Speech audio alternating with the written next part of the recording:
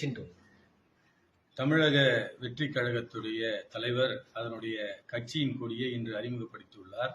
அந்த கட்சியின் கொடியில் 2 யானை சிம்பல்களும் ஒரு வட்ட வடிவிலே வாகைப்பூ கொண்ட ஒரு சின்னத்துடன் அந்த கொடி அறிமுகப்படுத்தப்பட்டுள்ளது.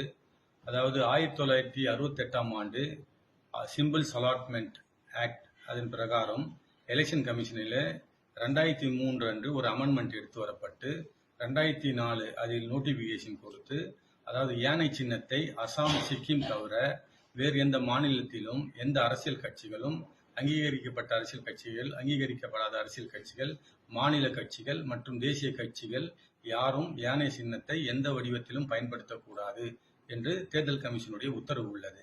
இந்த கட்சியினுடைய கொடியை வடிவமைக்கும் போது இது சம்பந்தமாக இந்த சட்டம் அவர்களுக்கு கவனத்திற்கு வந்திருக்காது என்பது தெரிய வருவதனால் எங்களுடைய கட்சி தலைமை, மத்திய தலைமை அந்த கட்சியுடைய தலைமையுடன் நேரடியாக தொடர்பு சொல்ல வைக்க சொன்னார்கள்.